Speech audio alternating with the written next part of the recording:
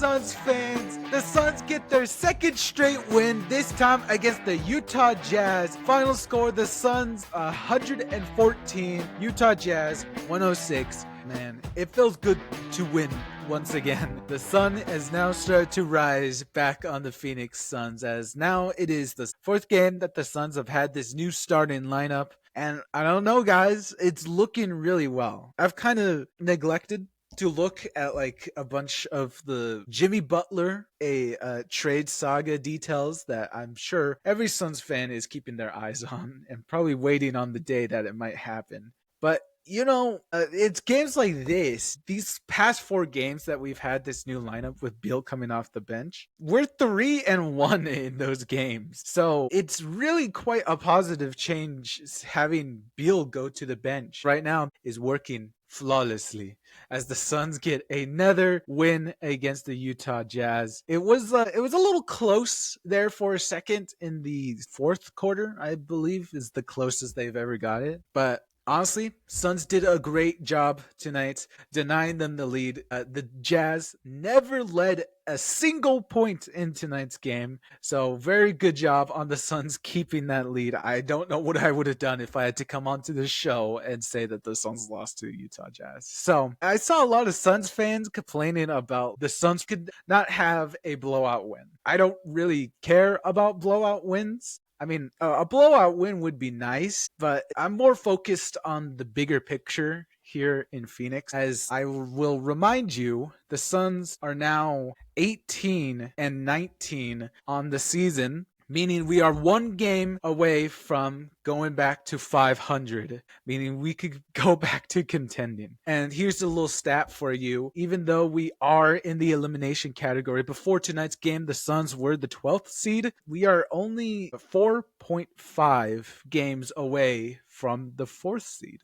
Need I remind you, the Suns' upcoming schedule is against really bad teams. We have Utah today, Charlotte tomorrow, Atlanta again after that, and then Washington. These are pretty easy games, and honestly, this stretch could really save the Suns and get them back into the good graces. Obviously, it's going to require a little luck by our Western Conference opponents having to lose some of those. But for now, the Suns are making a great return, as I'll add on to that. Guys, the Suns are the 11th seed now. We're no longer 12. We have now moved up because of winning this game. We have the tiebreaker over the San Antonio Spurs, who are also 18-19 on the season.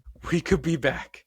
But getting back to the game here, just everyone was so great. I'm wearing Booker because he simply came out and filleted everyone. 34 points. He might actually be back here. His mid-range game has been elite over the last couple of games, but it's just that 3-point shot that hasn't been quite falling for him steadily just yet. He was 0 of 8 last time during the Hawks game, but tonight 6-12 from 3. And for a while, he was perfect. 4-4 from 3 until he started taking a lot of those in the third quarter. Amazing. Nothing else to say than that. Then we're back. We have the book.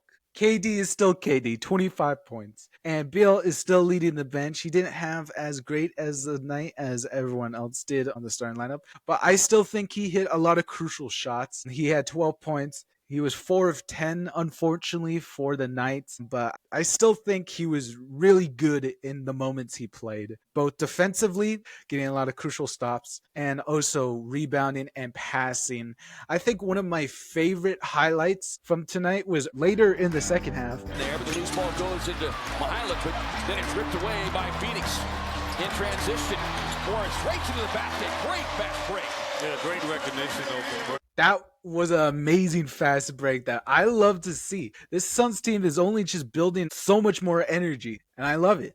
They should. Please keep doing this, Suns. This is awesome. Suns games are now fun again. I could say that now. I'm having genuine fun watching the Suns again. They just played an overall well-rounded game. I mean, obviously there's still issues. The Suns aren't perfect, and we'll see those issues come up again once our schedule starts to get tough again. So we have that upcoming Cavs game. So for right now, hey, Dude, we're freaking living it up here, dude. This is an awesome game in every sense of it.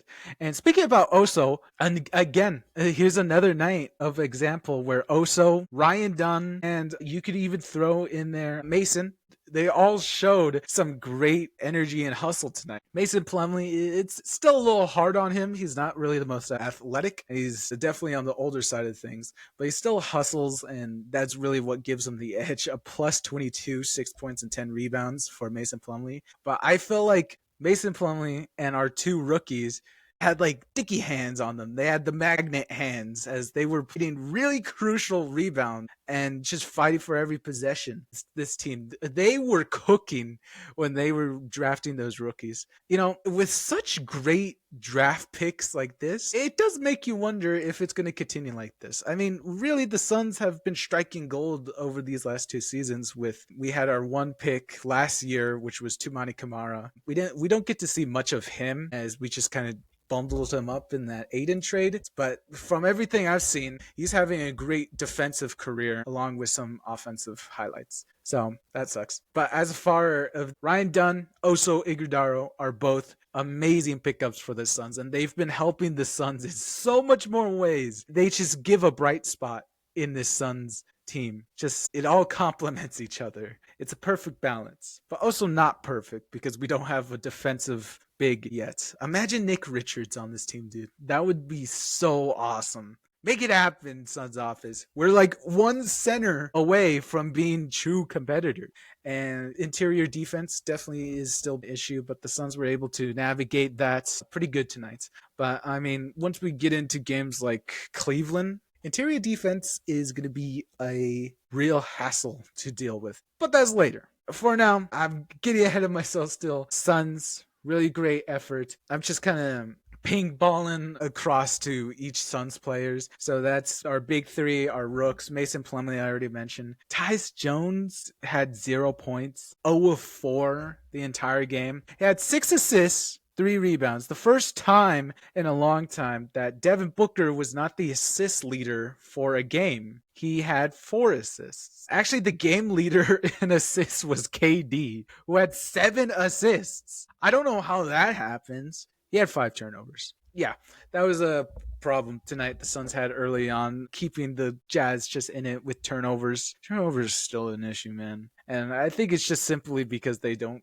get into their actions quickly enough. They just find themselves trapped way too often. Anyway, Tyus Jones not scoring a single point still was a plus 10 out there. So I guess I'm not complaining about that. But I do want to bring up a thing about Tyus is that he's mostly a role player, but tonight I will definitely compliment his passing skills as it did show out a little bit as during a fast break, Tyus got an amazing read on Ryan Dunn, cutting right to the basket during a fast break and made a laser pass all the way to him and ended up in a layup.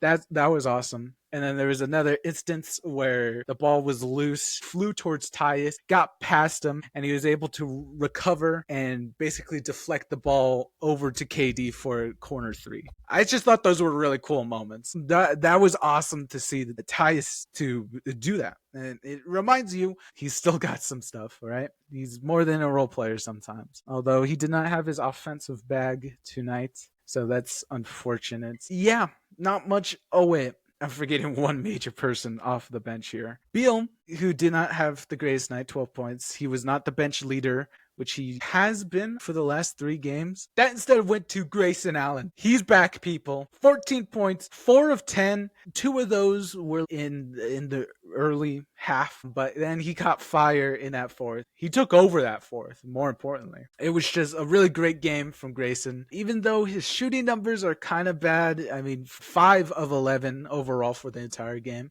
I still think he did enough out there. And he wasn't the only one that was cold. I mean, the whole Suns team was cold, shooting 35% from 3, only making 13 threes out of 37 attempts.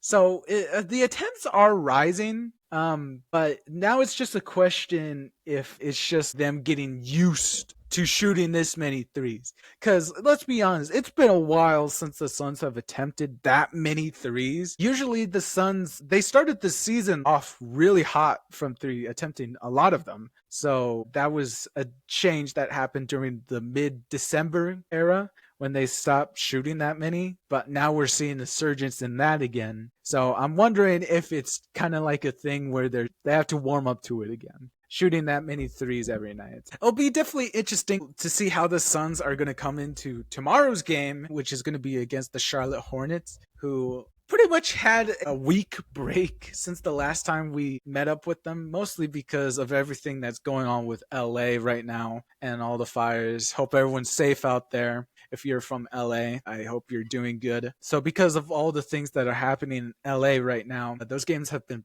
postponed. So Charlotte, who was supposed to make a quick trip in LA against both LA teams, they ended up just not playing those games. So they'll be coming to us tomorrow pretty much fully rested. So the Suns are on a back-to-back, and they got up a lot of shots and exerted a lot of energy tonight. So it'll be interesting to see if they could get a good night's rest for tomorrow night. And I definitely do not want to come back here and say that the Suns lost to the Charlotte Hornets again, and we lose the season series against them. That is really bad. But hopefully the boys are inspired tonight. We've got a good thing going here. I should mention we do have a chance in that game to go back to 500 even for the season. So that is going to be priority one, and hopefully the boys will fight for that one. All right, that will be tomorrow. I am kind of done with my whole spiel here. We're keeping this one short. So I want to thank you guys for watching. Thank you so much. I don't believe it has happened yet, but we are nearing to 300 subscribers on this channel. So thank you guys so much for that. It's been really fun doing everything here on the Suns channel. So I want to thank you guys for that. But we'll see you here tomorrow again. Remember to like, comment, subscribe, do all that good stuff. All helps the channel around here. And we'll be back here with more Phoenix Suns content for you. All right? See you guys tomorrow.